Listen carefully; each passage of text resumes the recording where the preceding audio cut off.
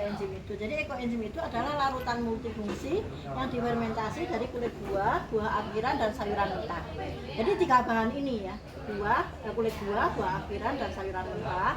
Fermentasinya selama 3 bulan. Nah terus dicampur dengan apa? Dicampurnya dengan gula dan air gitu. Jadi perbandingannya pakai 1:3:10. Ini yang tidak boleh dirubah-rubah. Jadi ada rasio perbandingan 1:3:10. Ini adalah rumus emas. Jadi 1 bagian gula, 3 bagian kulit buah dan sayur, 10 bagian air. Nah 1 bagian gula ini gula apa yang boleh dipakai?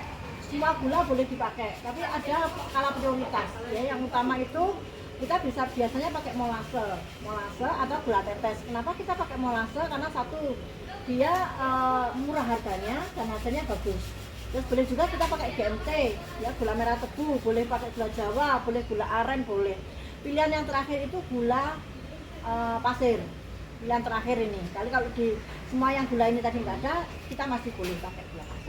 Tapi kalau misalnya semua ini pilihan ada, lebih baik ini dihindari gitu. Karena dari pengalaman teman-teman hasilnya kurang bagus gitu. Hasil fermentasinya itu pancet atas kayak manisan gitu ya. Jadi kayak hasilnya kurang bagus. Dipakai nyuci juga kemarin teman-teman bilang juga kurang bersih gitu untuk nyuci. Nah terus kulit buah dan sayur yang boleh dipakai itu apa? Semua sayur boleh. Jadi nggak ada misalnya bugong, kobes, ambune nggak enak, boleh enggak, karena tujuan kita adalah mengolah sampah.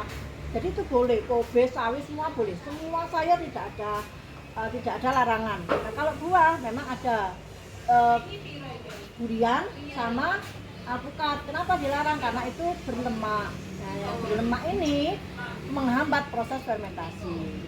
Gawe es teler enak kan, durian sama itu alpukat dilarang kan enak-enak, larang-larang regane ya, jangan dibikin itu ya.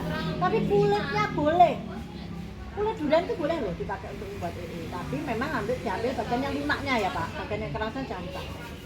Nah terus kemudian tadi gula sudah ya, kulit buah dan sayur sudah. Oh ya, yang tidak boleh dipakai apa? Umbi-umbian, bawang-bawangan, itu tidak dianjurkan. Itu buat kompos saja nanti ya, kulit bawang, kulit berambang. Kalau mau dibikin F2 boleh, jadi F2 misalnya pakai kulit berambang, kulit bawang, itu nanti jadinya pestisida, jadi pestisida nabati ya. Jadi kalau mau dipakai, tapi olahan yang kedua setelah ekoenzim panen baru nanti boleh dikasih bawang, kulit bawang. Terus airnya boleh, selama air itu layak minum, itu boleh dipakai untuk membuat ekoenzim. Jadi air PDAM, air sumur, air sumber, bahkan air hujan boleh dipakai. Gitu nggih? Nah, terus kemudian penemunya siapa? Penemunya itu dari Thailand, Dr. Sukon Pumpavong. Beliau meneliti ekoenzim ini selama 30 tahun. Jadi kalau ada yang bertanya, ini sudah ada penelitiannya, wes denger sing ngeliti ya, 30 tahun. Ya. Jadi makanya alhamdulillah ekoenzim ini multi manfaat.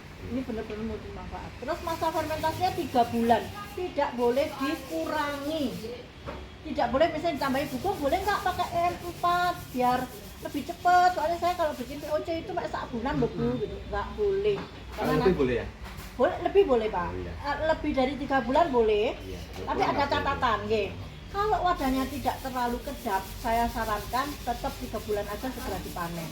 Karena kalau tidak terlalu kedap, artinya tidak benar-benar tertutup rapat. Kalau lebih dari 3 bulan, bahkan kemarin ada teman saya yang setahun di Darno, ternyata begitu dibuka bau got, rusak malahan. Rusak. Tapi kalau tertutup rapat aman, meskipun lama nggak. Ditutup rapat ya.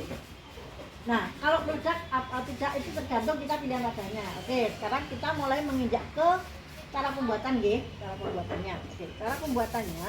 Oh, latar belakangnya dulu. Kenapa ini loh Pak? Kenapa sih kok kita sekarang harus buat ekoenzim?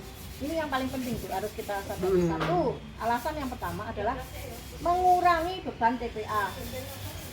Kita tahu semua TPA, semua kota, nggak cuma Batu kok, semua kota TPA-nya bermasalah, sudah overload.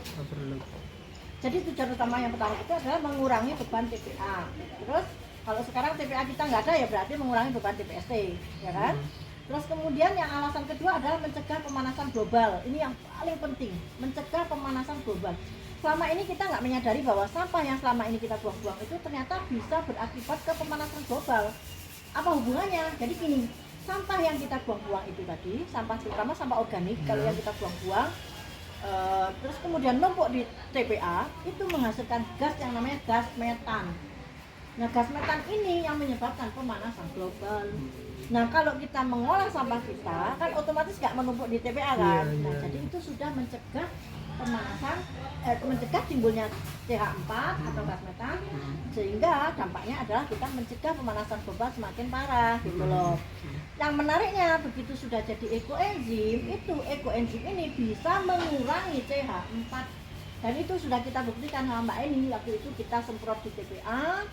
Sebelum disemprot pakai ekoenzim, diuji kualitas udaranya sama Mas Kuko dari Dinas Kesehatan Batu, itu kadar CH4-nya 1600 ppm. Begitu sudah disemprot ekoenzim 15 menit kemudian dicek udaranya, kadar CH4-nya itu tinggal 600. Luar biasa, turun 1000. Jadi dari pembuatan sudah mencegah, dari hasilnya ekoenzimnya bisa menurunkan. Berarti kan luar biasa kan? Luar biasa sekali. Oke. Nah itu nggih Pak. Alasan ketiga tadi pertama sudah ya, mengurangi beban TPA, mencegah pemanasan global.